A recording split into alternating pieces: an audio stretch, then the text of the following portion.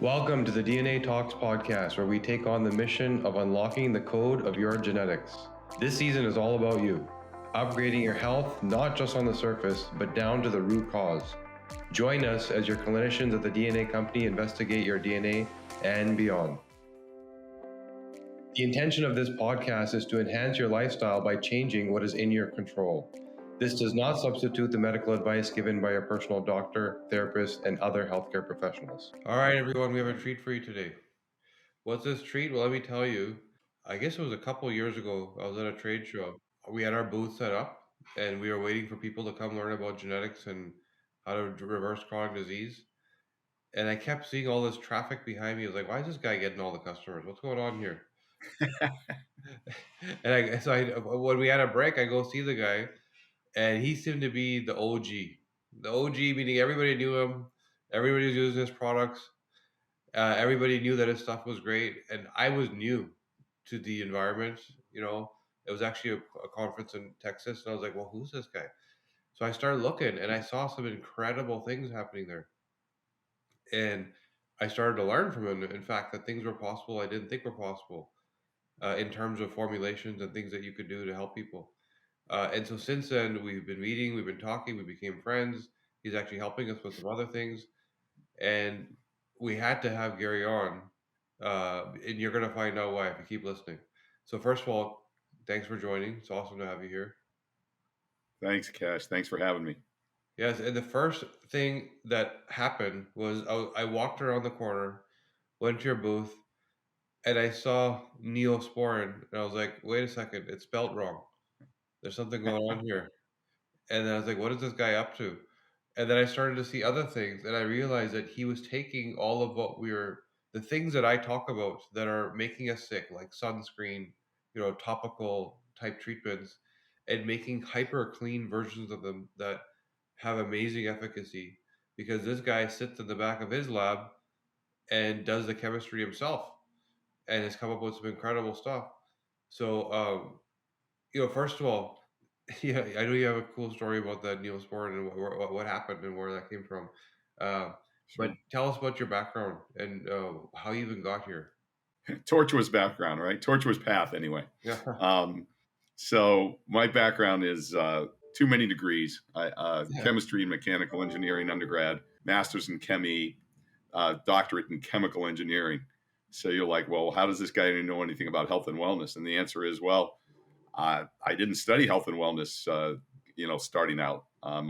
My background was I worked for Celanese in Charlotte, North Carolina, went to IBM in Research Triangle Park, North Carolina. IBM actually paid for me to get my doctorate in chemical engineering, and then Gertner showed up, and I left IBM after 13 years. Hard to do. And eventually wound up working for the Japanese at Mitsubishi Chemical, and that's how I got to become a registered patent agent and get involved in intellectual property. My health journey was that I started to surf. I didn't even start until age 30, so it was one of the hardest things to accomplish physically. I said, how hard could it be? And then I found out. And I was, the older guy surfing with the younger guys. And at two different times, I had two 20-year-old guys that I surfed with. Both of them at different times got diagnosed by different doctors with melanoma. Right. And no history in the family. And I was like, what the heck? I'm already older than they are, and I don't want to get melanoma. Yeah. So they got told by their doctors, either quit surfing or you're going to get melanoma again. So at age 20, at different times, both of them quit surfing and were afraid to get in the sun. So I said, well, the sun actually is pretty good for you. We need, vitamin D. And so I said, well, maybe I need to look into this sunscreen situation. So as a member of the American Chemical Society, going all the way back to the 80s, I get a journal article every week, CNEN News, which is Chemical and Engineering Newsweek. And what happened is there was a front page article on sunscreen. This was back in 2000, 2001. And there was a lady, Margaret Schlumpf, a toxicologist at the University of Zurich in Switzerland, the University of Zurich, the Toxicology Institute. And I actually had her send me her monograph, which in those days, you still weren't getting much off the internet. The internet was still in its infancy. So she actually mailed it to me. And I started investigating what she had done. And she decided that she was going to take the active sunscreen ingredients and slather them on to the back of female rats. And when she did that, what she found was that all the active organic sunscreen were female mimicking hormones, were endocrine disruptors. Right. And the way she determined it, the uterus of the female rats grew abnormally large very, very quickly. So fast forward to about 2 years later, and in Denmark, they decided to take all the sunscreen off the shelves. Oh, wow. and the EU said, wait a minute, you crazy Danes, you can't do that. Yeah. You should not be able to take it all off the sun, And so the Danes said, well, okay, we'll put it back on because we are a member of the EU, but we're going to do a study. And the study that they did, which was published 4 years later, was that that in fact these were endocrine disruptors, female mimicking hormones, and that it wasn't that bad because it only got into the urine and the blood plasma. and then it was only really bad for babies and small children because their immune system isn't fully developed yet. So you should be careful with that. Yeah. But otherwise, it's okay. And then fast forward another year, and a professor from the School of Public Health in Harvard did a study and said that the title of it wasn't really a study. It was a review. And the title of it was, if it's a choice between the hamburgers or the cheeseburgers and the sunscreen, I'll take the sunscreen. She was comparing the health effects of cheeseburgers to the health effects of using toxic sunscreen. Right. Well, while all this was going on, I decided that I could make a non-endocrine disrupting, cytoprotective, immuno-enhancing sunscreen. And actually, I have some. So that's in this box here. This is the unscented version. I make an aromatherapeutic one as well. And I was hired by Burt's Bees. At the time, Burt's Bees was independently owned to become their SPF director, sun protection factor director.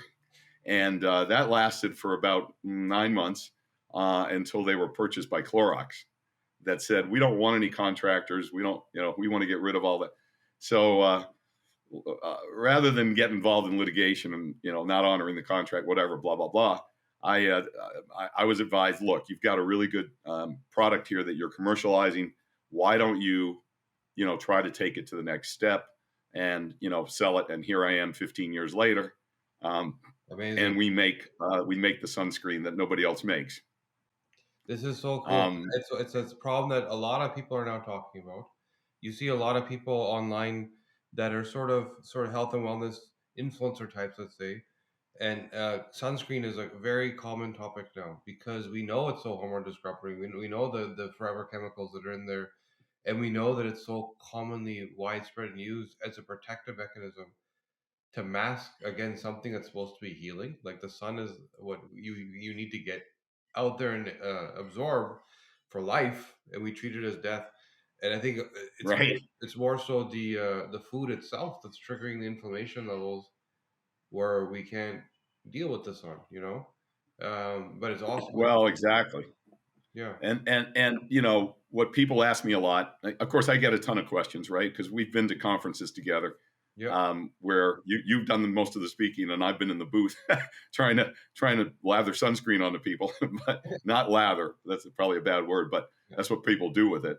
So vitamin D. So it turns out that, people always ask me, well, if I use sunscreen, is it going to do me more harm than good? And the answer is, well, it depends what kind of sunscreen you use, but it also depends on, are you going to cover yourself so much that you don't get any vitamin D? And the answer is no way. Yeah. It's not possible.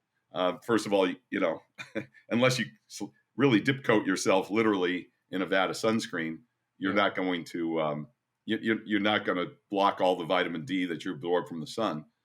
What's interesting about this, and this has taken me a long time to actually determine, is in 20 minutes, if you're Caucasian or light skinned, in 20 minutes in direct sunlight, you're going to get all the vitamin D you need for the day. Right. And even if you're darker skinned, 30, maybe 40 minutes. Well, turns out that's very interesting because sunscreen SPF is all about sun protection factor, is all about UVA and UVB, but UVB is SPF. So what does that mean? Well, it's UVA, which are the long penetrating rays, which cause DNA damage, aging, and wrinkling, much more than the UVB. The UVB are the short, high energy burst rays, which turn your skin red and tell your body, hey, look, you've been in the sun long enough to get all the vitamin D you need for the day. Now you're starting to get overexposed. You're getting overexposed. Your skin's starting to burn, telling you, hey, get out of the sun. Well, if you surf or you're active outside, at least for me, in 20 minutes, I'm just getting in the water. Yeah. Right. So I'm already overexposed by definition before I even do anything. Yeah. Well, if you take that 20 minutes and you multiply it by SPF 30, let's just say sun protection factor 30. Everybody knows, because of the FDA, everybody knows SPF is sun protection factor. They want 30. They want at least 30. Why?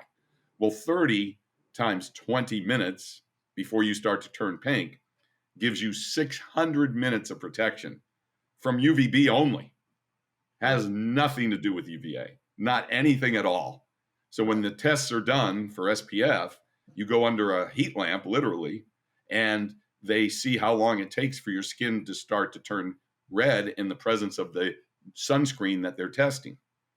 Well, 600 minutes, again, 20 minutes of exposure times an SPF sun protection factor of 30 is 600 minutes, which is 10 hours of protection. From what? From UVB only. So you're still going to get exposure, overexposure for all those hours to UVA. And that's going to cause DNA damage, aging, wrinkling, as we said. And if your immune system's impaired, like my poor 20-year-old guys that ate at McDonald's every day, sorry that I had to pick on McDonald's, but you know what I mean, fast food, their immune system was probably impaired. Yeah. And even at age 20, if you're getting fried in the sun every day and you surf, the whole week, or you even surf a couple of days and you get burnt, well, it's not surprising that you might get melanoma, at least some form of skin cancer. And if you live to be 65 in the United States or North America, there's a 50-50 chance you'll get some form of skin cancer. So obviously the sunscreens, something's going on, right? The sun might be different. The ozone layer might be different. That's all true. But the sunscreens aren't the sunscreens you're buying are water soluble, water based. And so what happens is they evaporate as soon as they hit the skin. So there's no way you're getting 10 hours of protection. But even if you were getting 10 hours of protection, it's only from UVB. So what I decided to do is develop a sunscreen that has a glycerin base. So this product here is glycerin based. And the aromatherapeutic came from muscle testing, and we can talk about that in a minute. And the glycerin never evaporates. So what you put on your skin from what we've developed will stay on your skin for the entire time you're doing whatever you're doing before you wash it off. Or if you're in the ocean or swimming in a pool and you're in a fairly humid environment, there's going to be some sunscreen that'll come off. Our product is glycerin based. So 70% of our product is glycerin. 70% of every other sunscreen is water. So right there's a huge difference. The other problem with with mineral-based sunscreens, which some of them are not very toxic, some of them are very good, but all of them turn into toothpaste. And there's a reason for that. So over time, what happens is zinc oxide in water and oil turns into zinc hydroxide, which is a salt. So you may have heard the expression salting out. So what happens is the mineral-based sunscreens, whether they be titanium dioxide or zinc oxide, and sometimes there's a blend, sometimes zinc oxide only, but zinc oxide really, really is the best UVA and UVB absorber, but it's a metal oxide. It's not a salt. If you add water and oil to it, it's usually at a pH of around 5 or so. It becomes zinc hydroxide. Zinc hydroxide is a salt. It's not a metal oxide anymore, and it doesn't absorb the same way. So what I do to break it down to make it very simple for folks is I say, look, what we've done is we've taken what the lifeguards put on their nose, which is the pure zinc oxide paste. Almost everybody's seen lifeguards do that. Mm-hmm. And we've made it into a lotion so that it never, ever changes into zinc hydroxide. Mm. We do that two ways. We use the glycerin, which is not water or oil. We get the pH above 9 and the 9.5, which at 9.5, zinc oxide cannot become zinc hydroxide. And we chelate our zinc oxide with L-arginine, which is an amino acid, as you probably very well know, and your listeners probably know. So again, we take everything and everything we make, not just our sunscreen, but everything we make, we say, if you wouldn't put it in your mouth, don't put it on your skin. And of course, we make supplements now too, so that's obvious. But all of our ingredients, and I think this is what attracted you to our booth and talking about things. All of our ingredients are food grade, edible ingredients, not sourced from any place like China. Okay, so we really do use, everything's made in the United States, which is nowadays a big deal, and we source everything that we can from either the U.S. or Europe. The only thing we source out of China, to our dismay, is a tube that we use for the Nutrasporin, which you mentioned, the Nutrasporin product. Got it. So anyway, that's how my journey started, was developing this sunscreen, this very special sunscreen. We call it artisanal because we make it in a small batch, about 1,500 units at a time. And there's nobody on the planet that would spend the time or the effort to make the sunscreen the way we make it. And it's regulated by the FDA, so it has to be an OTC facility. It means over-the-counter facility. We have to have a special water system. It's quite an arduous task, actually. So, and of course, everything is patented. Sorry. Yeah, for sure. Yeah, and we're gonna get into that too with your brilliance around that one. So if I heard you correctly, somebody puts on their sunscreen and they walk out the door. There's no obligation on their claim to protect you from UVA. Meaning a sunscreen manufacturer to be able to use those words, SPF 30, it's only being tested for UVB. That is 100% correct, but they do, a lot of the sunscreens say broad spectrum protection. And that means they also have UVA protection. However, it's normally avobenzone. So avobenzone is an organic sunscreen. It's an endocrine disruptor. And in the presence of UV light, UVA and UVB light, avobenzone literally falls apart. In other words, and my background is polymer science and chemistry, what happens is the UV light actually slices up the molecule, splits the molecule.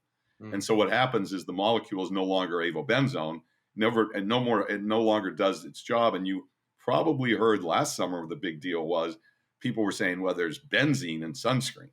Right. And that's true, because avobenzone and oxybenzone, which is a UVB absorber, avobenzene is both UVA and UVB absorber. In the presence of light, what happens, or heat, or both, what happens is the molecule that it splits off into is benzene. And benzene is a known carcinogen. So, you've heard the expression that, maybe using sunscreen is worse than not using any at all. Yeah. And I would say, well, if you're using organic sunscreens that are not mineral-based only, there's a high probability that there's some toxins in there, and that when the sun hits your skin and the stuff you put on is supposed to protect you from skin cancer, you're actually now developing toxins on the skin. And, that's a horrible thing to have to say, but it's the truth. And it's not that the sunscreen doesn't work, quote unquote, because it'll stop you from burning, but it's giving you a false sense of security, right? Because now you think you're not getting red, so you have a tendency to stay in the sun longer, but you're getting that UVA, that's the long penetrating rays, which if you've ever woken up sore the next day from being overexposed in the sun, that's the UVA rays that are not necessarily turning your skin red, although they will eventually, but that are actually causing cells to do something which in the polymer world is chain scission. The cells are splitting and the nerve cells are splitting. Wow. And so that's why you wake up sore, right? Does that make sense? Yeah, that's incredible. And this is maybe And we see these all symptoms all the time, and people think it's the activity, that they're and if you're not burned, you really think that you're okay, but there's other things going on, and it's not no surprise because the company that's selling UVB protection will only talk about UVB damage because that's marketing, right? They're not It going to is sell you marketing, nothing protection, unfortunately. you know. Well, and what happened was the FDA came out with their new monograph in 2011. The earlier monograph was 1978. What does that mean? Well, the FDA, in their infinite wisdom, has not really studied sunscreens, but every about 40 years, because they got some other big problems on their hands, like white pills that kill people. So sunscreen, though, is considered a drug because it goes on your largest organ, which is your skin. Yeah. And getting back to your point about UVB is yes, but the thing is, all you hear about in the United States, and Europe is a little different. All you hear about in the United States is SPF, SPF, SPF. Yeah. So the FDA decided, well, we should take a little responsibility. You can't, supposedly, you cannot sell a product which has a higher than SPF 50 now. A lot of companies, we won't name them, sell SPF higher than that even still today. And that monograph, in other words, that law was passed in 2011. So here it is, 14 years later, almost 13 years later, and people are still selling SPF 70, 80, 100. And the difference between SPF 70, 80, 100 and SPF 30, as you know, has nothing to do with UVA. Right. So people are like, wow, I'm going to use SPF 100. I'll be very safe. Well, you might be somewhat more safe from UVB, but you're not going to be more safe from the killer stuff, right? The long penetrating energy rays that cause the DNA damage, the aging, the wrinkling, and if your immune system is impaired, skin cancer. I mean, that's how our bodies are working. There's this false sense of security which causes you to overexpose yourself and actually lead yourself to the thing you're trying to protect yourself from, which is over. Yeah, you say, hey, you've probably heard it with your own family or friends or whatever. I'm not burnt. Yeah. I'm good. I'm not burning.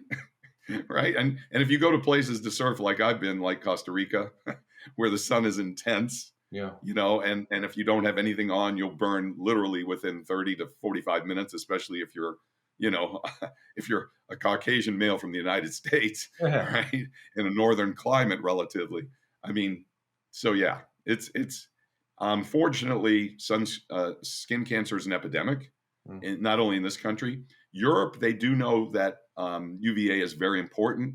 They have what they call Boots Star rating, which I have on the back panel of our sunscreen as well. Our Boots Star rating is 5 stars, which is the highest you can get. It's about UVA.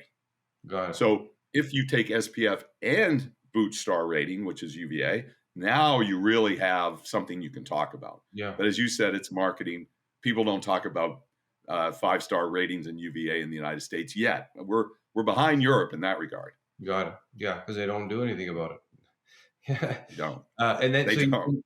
So you continued to innovate after that, which is really cool. Because when we've been talking about sunscreen this whole time to paint a picture of how we need to think functionally when it comes to solutions. Because keep in mind that the company that's making the off-the-shelf SPF protection, everything they're saying is likely correct. But what they're saying is not functionally true because, like you said, the thing that they tested in a lab is true. But now take that thing into the environment you're in and it changes. Right? And this is where the people that argue with studies, I think there's a major failure where there's the sort of context of a lab where everything is perfect and things are isolated and things are not practically applied. And for a perfect example with the benzene, nobody would ever say, hey, carcinogen, there's no carcinogens in here. Yeah, not until you actually wear it and go out into the sun in the context you're going to use it in. This is where studies are broken. So just everyone pay attention to that because this is a common place where sort of academia will argue, but the isolation of doing things in a lab is not reality. So you continue. Yeah, and just to add to that for a split second is, a lot of the sunscreens are made in alcohol for the sprays. The sprays are alcohol based. Right. And so a couple of years ago, they were talking about, well, somebody was trying to light their cigarette or whatever they were smoking, I don't know, and they lit themselves up. Whoa. because there was so much alcohol in the sunscreen. And of course, that spray delivery system is about as good as you can imagine. It's not very. It has the ability to give you, again, the false sense of security. Yeah. And I think that's what they're selling. They're selling a false sense of security. Yeah. So you did all this, and then you continued down this path. And what started with a company that screwed you and you walking away and doing something great with it turned into what I saw an entire line of really cool things. And what was the next thing you went to market with? I know you sat the work you do is incredible. You literally go in your lab and custom formulate these things and figure it out because you have the chemistry background. So what was the next thing you went on to? So I'm looking around. I don't have it, but maybe I should get it. But I have Neutrolene. So so one thing always leads to another. Yeah. So in prepping our sunscreen at the time, we had to move our facility 5 times since COVID. So it's been a little bit of a challenge. But we made something that we call Neutrolene. So it was a mistake in the lab. And mistakes in the lab are great because you can patent them usually. So of course we patented it. Took a page from DuPont, which I used to work very closely with when I was an IBMer. And what we found was if we added too much of ceteroglucoside to glycerin, that we would actually get a reaction. And the reaction was that it gelled. And so one day while we were prepping for it, we came back the next morning and there it was, our prepped emulsifier with our glycerin had turned into something that looked just like Vaseline, which is petroleum jelly. So from that, we developed something called a Neutrolene product, which is just 2 ingredients. It's just glycerin and ceteroglucoside. Ceteroglucoside is a plant fat. If you ever boil vegetables, you'll see little globules come to the surface. That is ceteroglucoside. It's a long-chained carbohydrate, sort of a sugary type substance. And of course, glycerin is a sugary type substance. Glycerin is a very unique molecule. It's sort of halfway between water and oil. When you mix those two together, you get Neutrolene. And if we add beeswax, high mountain desert beeswax from Arizona to be specific, we get something called water-resistant Neutrolene. And so that's how that next product started. And people don't know much about it, but we had a couple of people try to get in touch with us about, hey, do you guys have an alternative to petroleum jelly? Because we know we don't want to put polyaromatic hydrocarbons, PAHs, onto our skin because those are carcinogenic too. Yeah. And that happens to be in all of the petroleum jelly because petroleum jelly is the dregs of when you refine oil, literally. It's what they scrape off the walls of the refinery after they've done, thousands, millions of gallons of distillation of crude oil. So we make an alternative, food grade edible again, alternative to Vaseline or petroleum jelly, which we call Neutrolene, which of course we patented and trademarked. And then we were working with another gentleman in Richmond, Virginia, and he and I were doing chelation of metal oxides. He was chelating silver oxide, and I was chelating zinc oxide. So we honestly, very about the same age, same background in terms of our chemistry experience. And I said one day in the lab, we said, it would be nice if we could take this silver that you're making, which is only water-based, and we could infuse it into plastics. Well, long story short, we tried to figure out, could we put the chelated silver oxide that he was chelating with citric acid, could we put that into glycerin? By putting it into glycerin, which again does not evaporate and doesn't decompose until you get to about 370 degrees, which for polymers is a really good thing because that's where you melt processed polymers about anywhere from 100 degrees C to 400 degrees C. So glycerin is very stable. So that led to this. So this product, I don't know if you can see it. So this product here is called Silver Excelsior. And it is 4,000 parts per million of chelated silver oxide. Now, what does that mean? Well, you probably know about colloidal silver. I'm sure most of your listeners know about colloidal silver, which is basically made in a bathtub with 2 electrodes, to oversimplify it. And that water that's in the bathtub is deionized or distilled water. You run electrodes you run two electrodes, one silver coated, one uncoated, and you run a wire between the two to give it some electrolysis, to run some energy. And what happens is the silver comes off the electrode, and these silver ions try to migrate from the silver electrode to the non-silver coated electrode. And that's how you make the silver ions in water. And they sell that. There's companies out there that sell it. I think people know who they are. Sovereign Silver, for example, Silver Wings. They sell colloidal silver. And those are silver ions in solution, and they're inorganic ions. Well, we don't make that. We use chelated silver oxide, which we take a molecule of silver and a molecule of citric acid, and we combine those two. And when we combine those two, we get an inorganic organic silver oxide compound, which is bioactive, bioavailable, and has an immediate effect on the cells, because you know better than I do how the Krebs cycles work and what that means for energy for the cell, for ATP. Because again, I'm not a biologist, I'm a chemist. So, what I know about the Krebs cycle is pretty limited. I just know that citric acid is vital for all living cells. Any cell, biological, human, mammal, animal cells, they all literally suck citric acid up as a food source to create energy and keep the cell healthy. So our silver oxide chelated at 4,000 parts per million is because we don't use electrodes in water. We buy silver powder and chelate it with citric acid. And of course, all that's patented too. Got it. And of course, the FDA hates silver because it works. And it works really well. Works for what? Because people hear about it, but they're like, when do I need it? Why do I need it? For what? Yeah, exactly. So it works so it is antimicrobial, antibacterial, antifungal, anti-mold, anti-mildew. Why? Because the silver ions themselves have an effect on anything that's infectious bacteria. Like, two things happen. One is the silver itself, the silver particles themselves, destroy the surface on which bacteria must attach to grow. So bacteria is sort of like us in a way. Bacteria has three requirements: food and water, like us. In other words, it needs to have something to eat. It needs to have a water-based system, and it needs a surface to grow on. Well, the silver destroys the surface for the bacteria to grow on. In other words, the bacteria has a hard time attaching to a surface if you've got silver in whatever system the bacteria is trying to attach to.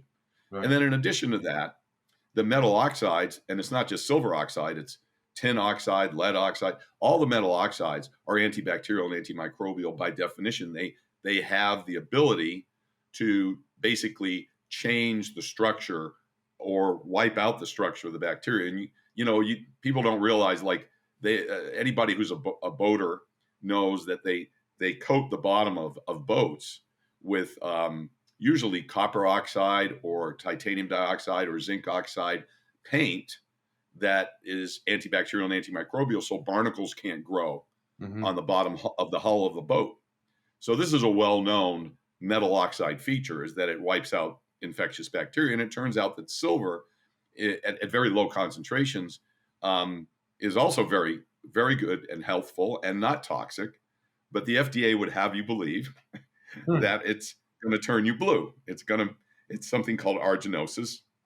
And arginosis literally means that, it's hard to believe this, and arginosis literally believes sickness from silver. Right. So there was a guy in Kentucky, turned himself into a Smurf, literally blue. Yep. The guy turned out passing away from a heart attack. He didn't die from an overdose of silver. And he literally pumped himself full of silver every day for months and years, until he turned himself blue, his skin blue. But people don't realize what this is all about. So it turns out the term blue blood is from the French aristocracy. And what happened is the French aristocracy were very pale. They ate off of silver every single day, morning, noon, and night, all their meals. Their skin started to look a little bluish because their blood literally turned somewhat bluish, and Mhm. therefore the term blue blood. However, what people don't talk about is that the French aristocracy did not die during the bubonic plague, which Right. happened to be from bacteria that was being spread by rats. Yeah. Yeah. It's known, but it's not spoken of, because the answer opens your eyes to something that people don't want you to know, which is that if you have enough silver, you're resilient against a lot of things that, even things we just went through, where we could have got a lot of help. Um, so yeah, and this is where there's that, again, thinking of things practically. The aristocracy ate off of silver, yes, because it was a precious metal, but also because it was safe, right? Like Right, it was right. in a time that wasn't that hygienic, and if you had utensils that were made out of silver, you didn't have to worry. You know? Exactly. I mean, let's put it this way: food poisoning is not a new thing, right? Yeah, yeah, for sure. And it turns out so a couple of things about the silver is creative minds, right? So a couple of things about the silver. So it turns out that first of all, we don't recommend somebody take 4,000 parts per million. We dilute it down and we make a spray which is only 150 parts per million, which is still 15 times what colloidal silver is. We found our sweet spot by doing testing for microbial organisms was anywhere between 75 ppm and 150 to 200 ppm. Mhm. Well, that sounds like a lot, but it's not. It's still 99.9925% water and glycerin and only 0.075% Yeah, silver, because parts per million is such a low concentration, right? But it also turns out that if you ever get E. coli poisoning, and I hate to tell people this, but if you're eating out or you're traveling like you and I do, you're going to be exposed to E. coli, right. unfortunately. And even if you wash your hands and whatever precautions you take, and everybody found this out during COVID, you can't stop infectious bacteria and or viruses from spreading. And so E. coli will give you food poisoning. And when you travel, a great idea is to have some of this, because if you drink this, and if you ever have even the suspicion of stomach issues because of what you ate or drank, the chelated silver oxide, it has an immediate effect. We were at a wedding 15 years ago, and we were getting pictures taken the hottest day of the year in Germany. At midnight, my daughter got sick. She went down, couldn't find her. 3 o'clock in the morning, took her back to the bride's house. 3 o'clock the next afternoon, she woke up hungry. Mm. If you've ever had food poisoning, it doesn't happen. You wake up thinking, what was it that I ate that I never want to see again? Right? Yeah. So this is the antidote. The silver oxide is the antidote to any E. coli, any MRSA. So fast forwarding again. So now we have the Neutrolene gel, and now we have the silver, right? And so I said, it'd be interesting if we could put the silver into the gel. So we had a woman come to me, this is 10 years ago now, and she said, zinc oxide leaves a residue in diapers. And a lot of my women, they have a diaper service, and the diaper service leaves the zinc oxide residue in the diaper. And we want something that works, that'll wipe out, diaper rash, but will wash out in the laundry, because the diaper service will either throw away the diaper and charge us for it, or bring us new diapers, which we have to pay more money for.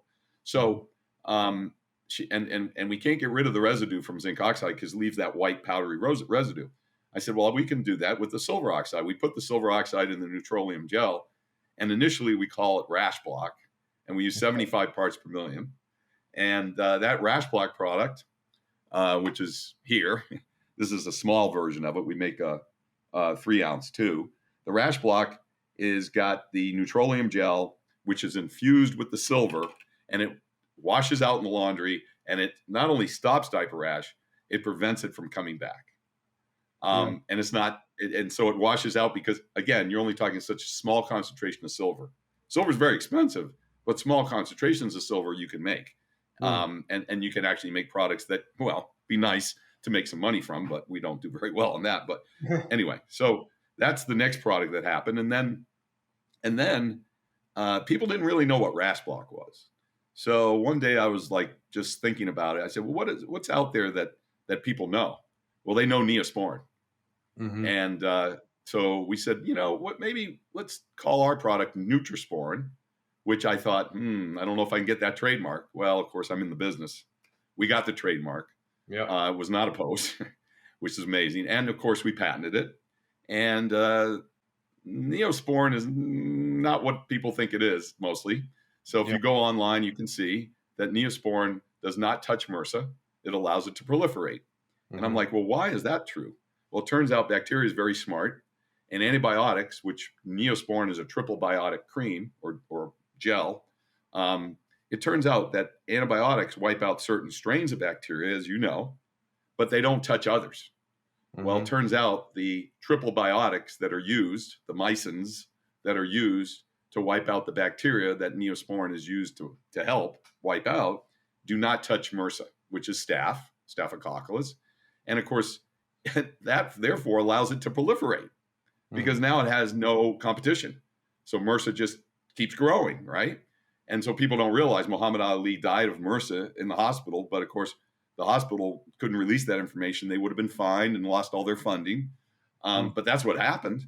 And of course, it happens in the hospital all the time. You go in, you get a MRSA infection, and God help you, right? Staphylococcus. I mean, it's deadly, and it's deadly pretty fast. So it turns out our silver wipes that out. Wipes it out, okay?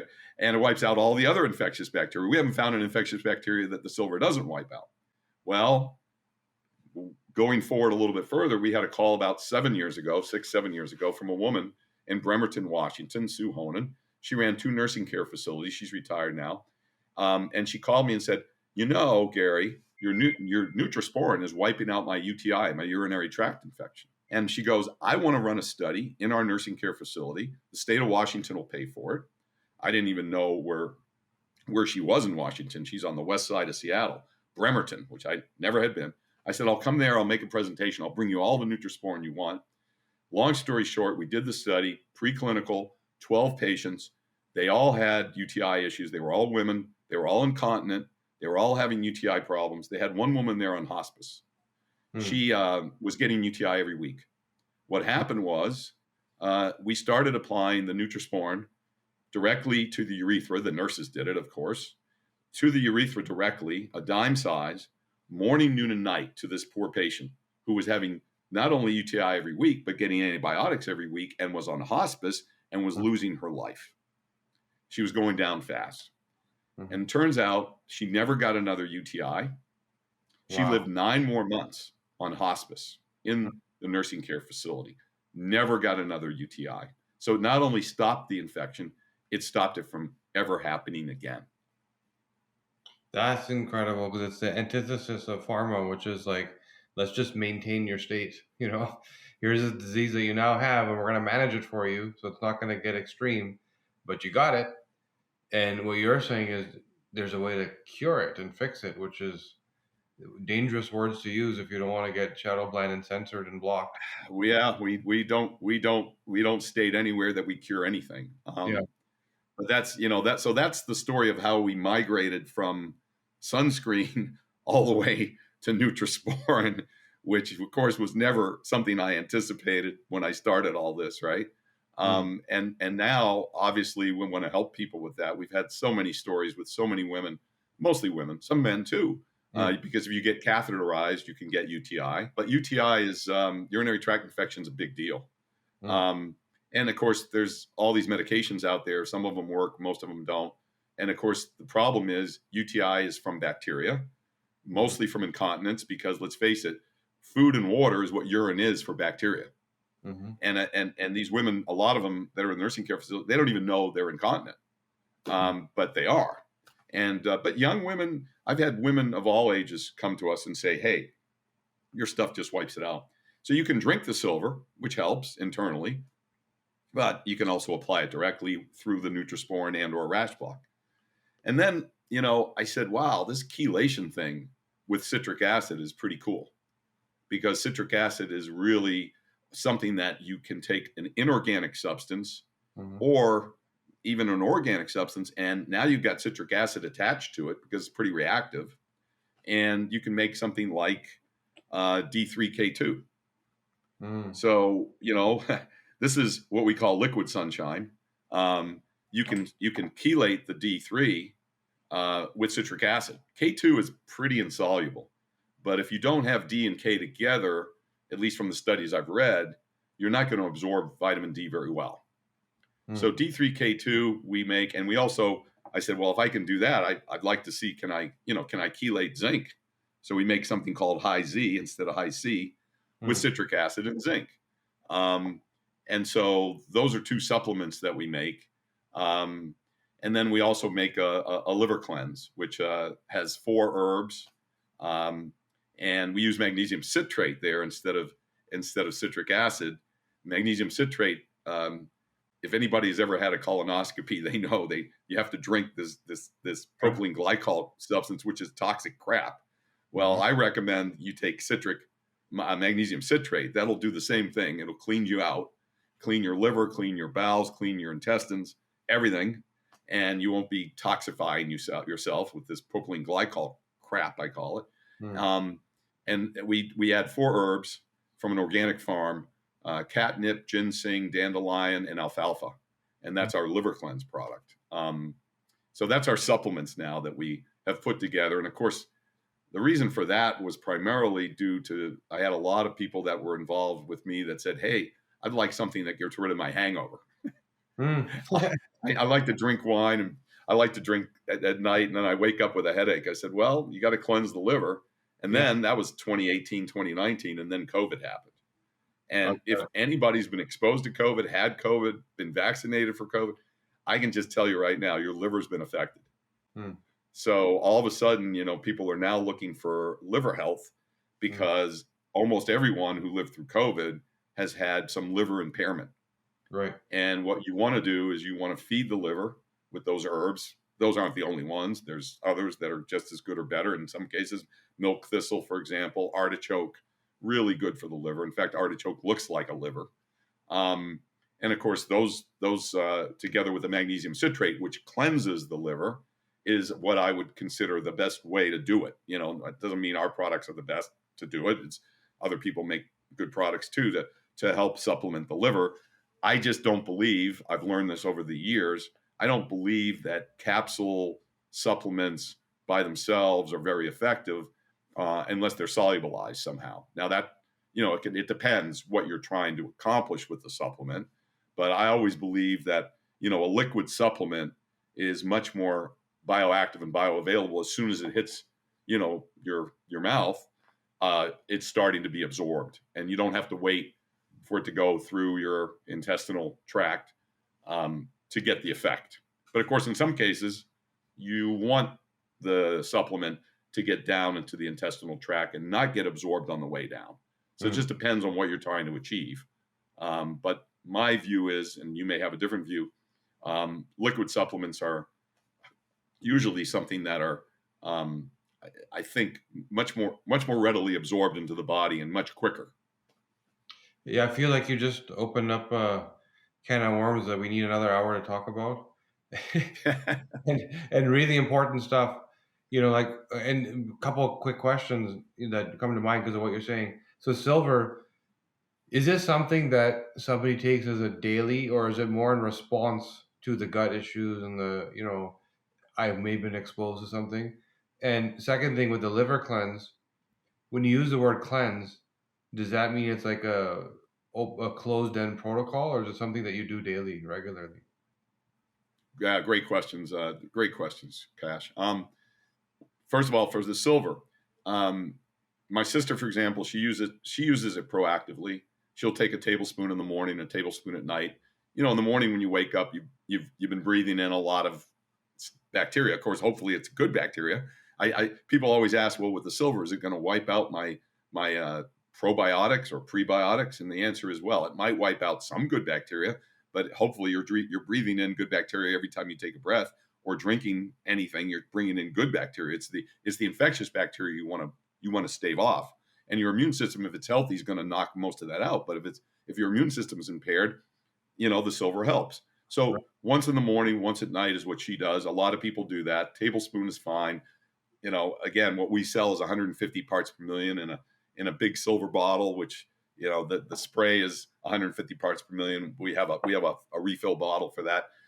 or people can buy this, take one eyedropper full in 8 ounces of water, carry it with you on the plane, wherever you want, make your own 150 part per million product. But most people want RTD, ready to drink. The other question you asked was about like bioaccumulation. Well, Is that liver what you meant? cleanse, meaning Oh, that the liver cleanse. Yeah, sorry. cleanse, So the like, liver cleanse, again, I think that's a product that honestly, probably, if you've got any issues with your liver, and most people do, I would say you can't take too much of it. I have a patent attorney friend from Korea. All he does is drink and does business development. And we were at a conference just the year before COVID. And he went upstairs, as he usually does, at about 11 o'clock at night to work, because he's got to, do work with the back office in Korea, and then stays up till 3 or 4 in the morning, and then goes to bed. He says, "Well, how much of this should I take?" And we make it a 2 ounce bottle, this size, and so but a little bit bigger. And I said, "Well, in your case, Jay, just take the whole thing." So he came down. He said, "Okay, the whole thing." I said, "In your case, yes." So because he's drinking so much, he's half sloshed before he goes upstairs. So we said, "We'll meet at 8 o'clock down here at the elevator in the lobby." I said, "I'll be there." He comes down. He's got it in his hand, and he says, "It works," because he was completely clear-headed when he woke up at 7 o'clock in the morning to get ready, because he only had 3 hours sleep. Wow. And he went to bed drunk. So the answer to your question about the liver cleanse is, you can supplement with it, an eyedropper full, morning, noon, night, whatever. You can drink the whole thing if you decide you want to imbibe a little bit. But honestly, for the liver, as long as you're not taking in something that's going to be more toxic for the liver, I recommend you do whatever you can to keep your liver healthy, because people don't realize, I guess, at least I didn't, that the liver is the largest internal organ, and everything filters through the liver. The liver is your filter system. It's gonna remove toxins. That's what it's supposed to do. That and the gallbladder before you get to your intestines. And I know a lot of people have gallbladder issues. Yeah. And have gallbladders removed because the gallbladder is not actively producing enough bile, right? The liver's producing bile that goes to the gallbladder, but the gallbladder is also responsible to regulate that. And all of the liver support stuff should, in theory, help the gallbladder. But you got to be careful, because the gallbladder is a separate organ, sort of a funnel in a way between the liver and the intestine. And so you can tell that I'm an engineer and a chemist, because I don't talk about biology too much. I talk about systems approach, right? So our body is a black box. Garbage in is garbage out. Good stuff in, good stuff out. That's how I sort of look at us as humans. We're not machines, but we were built to be a system, an overall system, and keeping our health and keeping our closed system healthy is difficult, because we got outside influences, we got internal influences, and then we've got to get rid of all those toxins somehow, and we got to do it, in a sustainable manner, right, to keep ourselves healthy. So that brilliance you're talking about is exactly what's needed, because it's this health and wellness industry that we're all building together.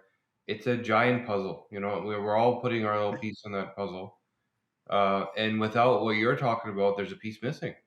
Irrespective of the biologists out there saying that we know the body. Okay, how many people have you helped? Like we need outcomes, and you're doing that. You're getting that done. And this is why I use your products, and I literally had them sitting right in front of me in a basket, and it's the only sunscreen the kids are allowed to touch. So I wanted to thank you, because what you downplay is like, hey, I'm just a guy that understands chemistry. Well, that's what the world needed from you, and it's awesome, and it led us to some innovation where things that we didn't even know were hurting us, things that we didn't know we could benefit from, we now have access to. And it's so cool that you shifted gears and took your training and knowledge and applied it to a place where we weren't supposed to. And then all of a sudden we have this really good stuff. So I wanted to thank you, Guerry. We're going to share with people how to reach you, where to find your stuff, because I think everybody should be looking at it. Purge your pantry, get rid of the garbage. get rid of the toxic sunscreens, get rid of the petroleum-based products, replace it with stuff that's aligned to health that Gary's been able to put his time into. And let's all thrive together. Now, thank you, Gary. This is an awesome conversation. Thank you, Cash. Thanks for your time. Stay well. It's already spring, so make sure you put some stuff on your head. Yeah, I need it more than most. That's right. No skin cancer for you. Yeah. And yeah, I look forward to our next conversation. And obviously, I appreciate everything that DNA Company's done, everything you've done to contribute to the health and wellness of all of us, which, as we both know, we can't leave it up to the powers that be. We've got to add something to this. Yeah, exactly. Thanks, 100%. man.